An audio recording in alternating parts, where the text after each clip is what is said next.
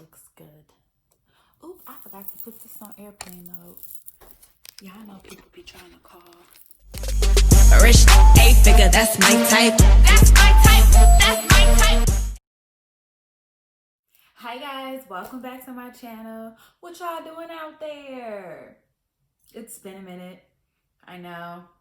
Last time I came to you guys, it was the top of the quarantine, the COVID mess. And the quarantine COVID mess is still going on. But I wanted to give you all a pregnancy update. Because the last time I left you guys, it was a lot of stuff just up in the air. Because my last video was about me finding out at my 20-week scan that I have an incompetent cervix. Meaning, of course, cervix is shorter than what it should be. So since that video, I have been seeing a maternal fetal specialist. So she's been keeping an eye on my cervix, but let's go right into it. Let's start talking about my cervix, y'all. So my cervix was measuring a little bit over 2.5 centimeters the last time I talked to you guys at 20 weeks. I am now currently 28 weeks, 7 months. Hey, baby girl will be here in 2. Hopefully 2. Yeah, so 20 weeks ago, cervix was measuring a little bit over 2.5 centimeters. And now at 28 weeks, unfortunately, my cervix has dropped down to measure around 1.4 centimeters. So the situation has kind of sort of gotten worse. But not that bad. But it's still bad. So what does that mean? What that means is the funnel at the top of my cervix has started to open even wider, therefore decreasing the size of my cervix. And it doesn't help that baby Gigi's head has always been pressing down against that funnel for months. She's been in position for months. And the heavier she gets, the more pressure that goes down onto that opening. But since that 20-week appointment, from that 20-week appointment to 28 weeks, which I am now, the doctor had prescribed me with these suppositories called progesterone. And what that's supposed to do, I'm not sure if I mentioned this in the last video, but what that's supposed to do is it's supposed to strengthen your cervix so that it doesn't open anymore. But apparently that has not necessarily been working 100% for me. And guess how you take those pills, guys? You don't put it in your mouth. You stick it up your hoo-ha.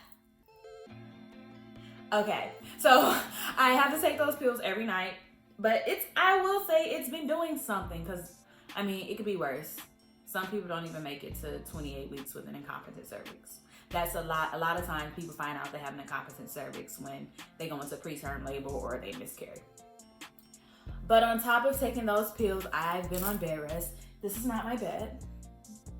This is the bed inside of my she shed. But I've been on bed rest, which has really been, I mean, I guess I'm not missing out on much since the outside is still closed because of the corona. So, yes. So to hopefully keep baby Gianna in, I've been taking suppositories up my hoo-ha, and I've been on bed rest, and I've been having to see a specialist every week or every 2 weeks, depending on how my cervix is acting, okay? But on top of that, let's go back to where we noticed that the cervix dropped from 2.5 to like 1.6 centimeters. When that happened, the doctor was like, she pulled me into her office and was talking to me. She was like, I'm gonna send you to the hospital. Ella? I was calm, but I'm in my mind, I'm like, bitch, what? She was like, we're gonna send you to the hospital and start you on a round of steroid shots. She told me, this happened at like this appointment was about 25, 26 weeks pregnant. So a couple of weeks ago, about a month ago, actually. She said she didn't think that, She said that she knows for a fact that my cat will be, Poo-poo, shh. Anyway, she said she knows for a fact that I will make it to 28 weeks, which I have. I made it to 28 weeks. I'll be 29 next week. But what she did say was that she's unsure if I will make it beyond 32 weeks. 32 weeks is the last week of June, y'all. Baby Gianna Love is not due until August, mid-August at that. So that prompted the maternal fetal specialist to send me to the hospital that same day to labor and delivery to start my round of steroid shots. So I had to start those shots, and I had to take 2 shots. I had to take one the day of my appointment when they sent me to the hospital, and I had to turn around and come back and take another shot. Now, this steroid shot that I had to take, guys, I was in triage in labor and delivery, and the nurse came, got ready to take the shot. I noticed, damn, that's a big needle.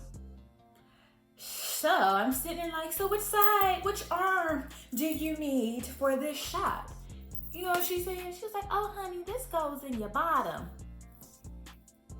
My butt? Now, I have never had a shot in my butt, y'all. Never. Birth control that I had in the past, it wasn't a shot, it was a pill and then an IUD and then nothing, because that's why we're here now. So they give you this steroid shot. The needle was about this fucking long, and they have you turn your side, and they stick you in the butt. The needle wasn't the worst part. The medicine was. That mess stung, y'all. It stung. So anyway, I completed both rounds of my steroid shot, and I did make it to 28 weeks because I am 28 weeks in some days. Be 29 weeks in, what's today, Saturday? 2 days. Yay! So since the specialist doesn't think I'm gonna make it to 32 weeks, I've already started to like gather the things that I'm gonna need to pack my hospital bag, because it's like, if that's what you think, lady, I might as well be prepared. But we got God on our side, and I know God is probably frustrated with my mama, because my mama probably is up in heaven getting on his nerves, trying to say, hey, let my grandbaby stay in there till she's at least full term. I am praying, I am hoping that might not be the case, but I mean, all we can do is pray and hope. I mean, we have made it past, that whole viability period, meaning if she does come out, we have been prepared. We've done the steroid shots to, strengthen up her lungs and her brain. And she has, it's not even like she has a good chance of. She's more than likely will survive if she was to come, like now. But that's not what I want to do. I don't want to be in a hospital right now in a NICU with a baby during the corona. I really don't want to go through that. So I'm praying she stays in at least until the end of July. She's already measuring ahead by a week. So Gigi got some weight on her. She said don't play with her. All right? And she has hair, guys. It's so cute. I ain't got no pictures of it because the specialists don't give you pictures of your ultrasound. They just point out all the cute little stuff. But Gigi has hair. She weighed 3 pounds at my last appointment. So she's probably a little bit over 3 pounds at 28 weeks. So girl got weight on her. Girl got hair on her. Girl got some long legs and big ass hands. Okay? What else am I missing out, leaving out for you guys? Oh! Beside the whole incompetent cervix thing, which is basically the highlight of my pregnancy because nothing else has been going on during my pregnancy. Like, I am completely fine. Haven't had any issues outside of the whole cervix situation. I look the same from the waist up. You can't tell I'm pregnant right now because I'm sitting down. But if I stand up, you still can't tell. Okay.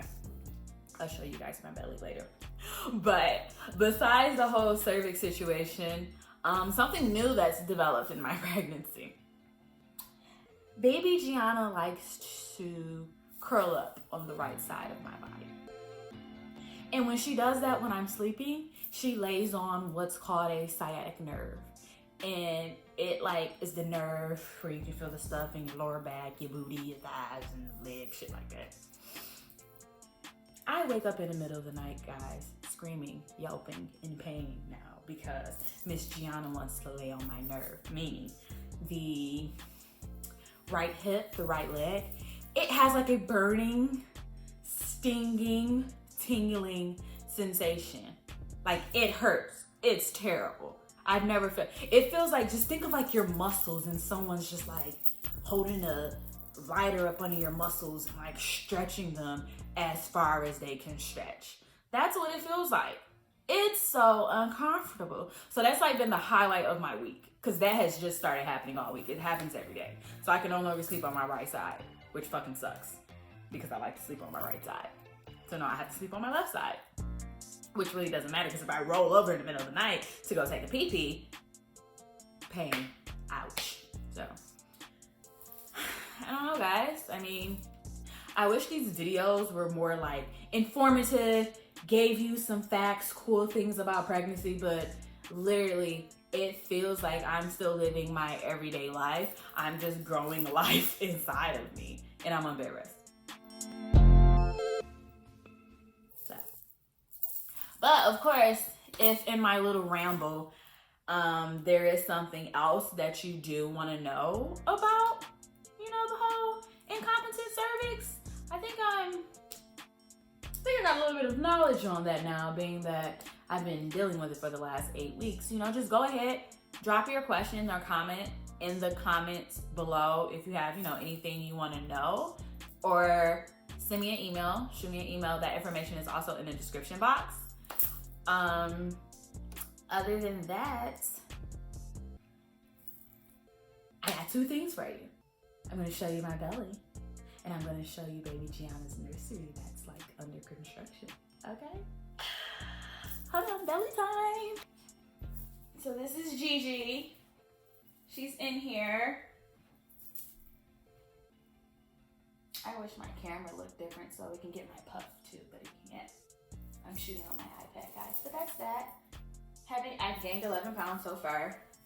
I look bigger on camera than I do in person.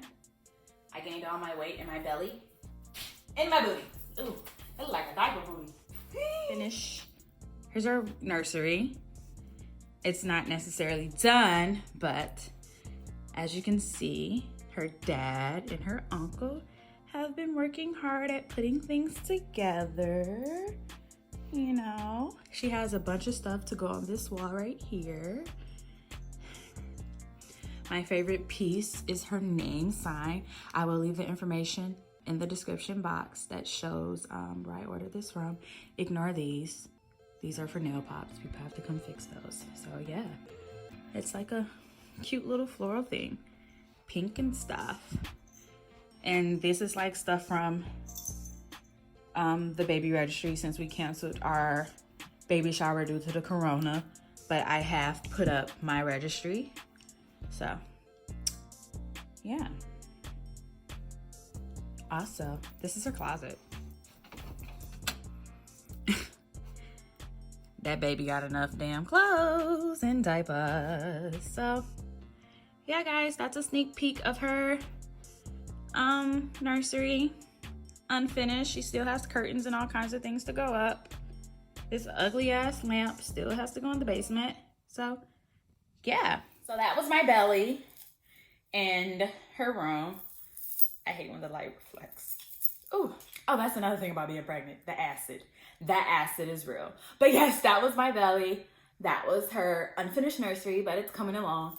I absolutely love it. So shout out to Dad and her uncle for getting that together for me. And yeah, guys, so I'll be back. I don't know when. Hopefully sooner than later with some more updates. Definitely at the latest, I'll be back by like week 32. We'll see if the baby is still in here or if the baby is out like the doctor said, y'all. So toodles. Remember, stay safe, wash your hands, wash your ass, sanitize, stay 6 feet apart. Okay?